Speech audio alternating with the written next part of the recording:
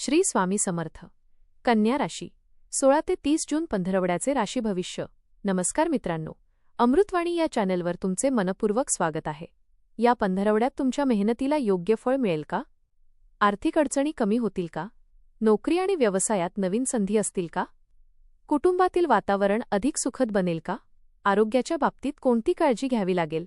चला जाणून घेऊया कन्या राशीचे या पंधरवड्याचे सविस्तर राशी भविष्य. व्हिडिओमध्ये पुढे जाण्याआधी कमेंटमध्ये श्री स्वामी समर्थ लिहा. स्वामी तुमच्या सर्व इच्छा पूर्ण करतील.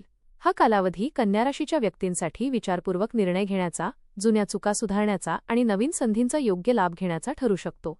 तुमच्या स्वभावातील शिस्त, बारकाईने निरीक्षण करण्याची सवय आणि मेहनत या काळात तुम्हाला अनेक बाबतीत फायदा करून देऊ शकतात. काही दिवसांपासून अडकलेली कामे पूर्ण होऊ लागतील. मनातील संभ्रम कमी होईल आणि भविष्यासंदर्भात अधिक स्पष्टता मिळेल.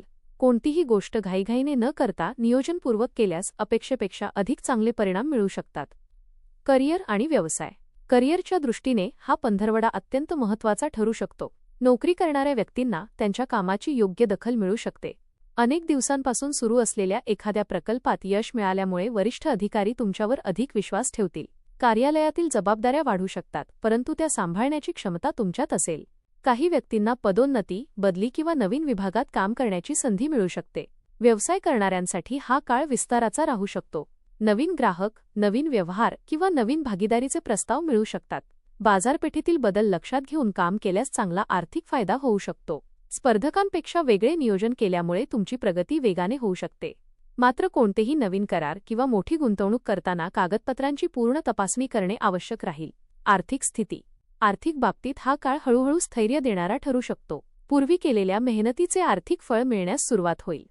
अडकलेले पैसे परत मिळण्याची शक्यता आहे. काही व्यक्तींना अतिरिक्त उत्पन्नाचा नवीन मार्ग सापडू शकतो. एखादे साईड बिझनेस, फ्रीलान्स काम किंवा जुनी गुंतवणूक लाभदायक ठरू शकते. मात्र उत्पन्न वाढले म्हणून खर्च वाढवणे योग्य ठरणार नाही. घरातील काही आवश्यक कामांवर खर्च होण्याची शक्यता आहे. वाहन, घर, शिक्षण किंवा आरोग्याशी संबंधित खर्च समोर येऊ शकतात. आर्थिक नियोजन व्यवस्थित केल्यास भविष्यात मोठी आर्थिक अडचण टाळता येईल. या काळात बचत वाढवण्यावर भर देणे फायदेशीर ठरेल. प्रेमसंबंध आणि वैवाहिक जीवन. नातेसंबंधांच्या दृष्टीने हा पंधरवडा समजूतदारपणा आणि संयमाची परीक्षा घेणारा असला तरी शेवटी सकारात्मक परिणाम देणारा ठरू शकतो. जोडीदारासोबत मनमोकळा संवाद झाल्यामुळे अनेक गैरसमज दूर होऊ शकतात.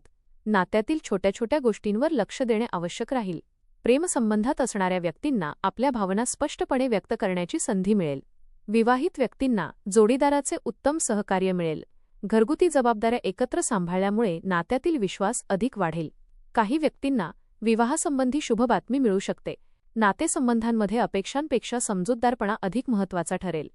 कौटुंबिक जीवन. कौटुंबिक जीवनात समाधान आणि स्थैर्य अनुभवायला मिळू शकते. घरातील वातावरण पूर्वीपेक्षा अधिक शांत आणि आनंदी राहील. कुटुंबातील सदस्यांमध्ये एकोपा वाढेल. एखाद्या शुभ कार्याचे नियोजन होऊ शकते किंवा कुटुंब एकत्र येण्याचा प्रसंग घडू शकतो. वडीलधाऱ्या व्यक्तींच्या मार्गदर्शनाचा फायदा होईल. भावंडांशी असलेले मतभेद कमी होण्याची शक्यता आहे. घरातील एखाद्या सदस्याच्या यशामुळे आनंदाचे वातावरण निर्माण होईल. कुटुंबासाठी वेळ दिल्यास मानसिक समाधान मिळेल आणि नातेसंबंध अधिक दृढ होतील. आरोग्य. आरोग्याच्या बाबतीत विशेष जागरूक राहण्याची गरज आहे. कामाच्या व्यापामुळे स्वतःकडे दुर्लक्ष होऊ शकते. पचनसंस्था, त्वचा किंवा थकवा यासंबंधी किरकोळ तक्रारी जाणवू शकतात. नियमित आहार, पुरेशी झोप आणि व्यायाम याकडे लक्ष देणे आवश्यक राहील. मानसिक तणाव कमी करण्यासाठी ध्यान, योग किंवा सकाळची चाल फायदेशीर ठरेल. जास्त विचार करण्याची सवय असल्यामुळे मनावर ताण येऊ शकतो. सकारात्मक विचार आणि संतुलित दिनचर्या आरोग्य सुधारण्यास मदत करतील. शिक्षण. विद्यार्थ्यांसाठी हा काळ प्रगतीचा राहील. अभ्यासातील एकाग्रता वाढेल आणि कठीण विषय समजून घेणे सोपे जाईल. स्पर्धा परीक्षेची तयारी करणाऱ्यांना मेहनतीचे चांगले परिणाम मिळू शकतात. शिक्षक किंवा मार्गदर्शकांचे सहकार्य लाभदायक ठरेल. अभ्यासात सातत्य राखल्यास अपेक्षित यश मिळण्याची शक्यता वाढेल. नवीन अभ्यासक्रम, प्रशिक्षण किंवा कौशल्य विकासाशी संबंधित संधी मिळू शकतात. आत्मविश्वास आणि शिस्त यामुळे इतरांपेक्षा पुढे जाण्याची संधी मिळेल. प्रवास. या पंधरवड्यात कामानिमित्त किंवा कौटुंबिक कारणांमुळे काही महत्त्वाचे प्रवास घडू शकतात. हे प्रवास भविष्यासाठी लाभदायक ठरू शकतात.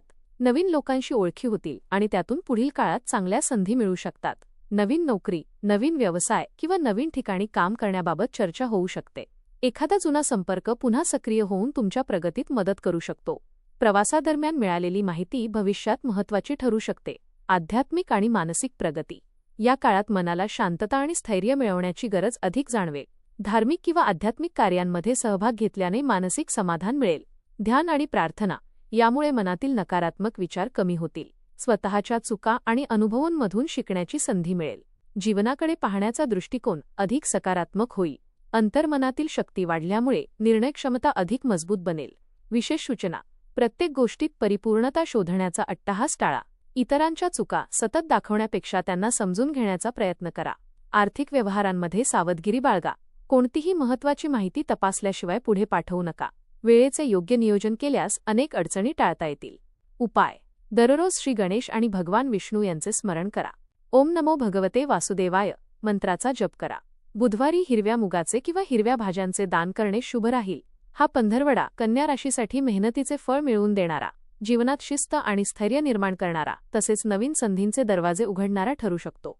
काम, पैसा, कुटुंब आणि नातेसंबंध या सर्व क्षेत्रांमध्ये हळूहळू सकारात्मक बदल जाणवतील. संयम, योग्य नियोजन आणि आत्मविश्वास यांच्या बळावर तुम्ही अनेक महत्त्वाच्या गोष्टी साध्य करू शकता. हा काळ स्वतःच्या क्षमतांवर विश्वास ठेवून पुढे जाण्याचा आणि भविष्यासाठी भक्कम पाया तयार करण्याचा ठरेल. धन्यवाद.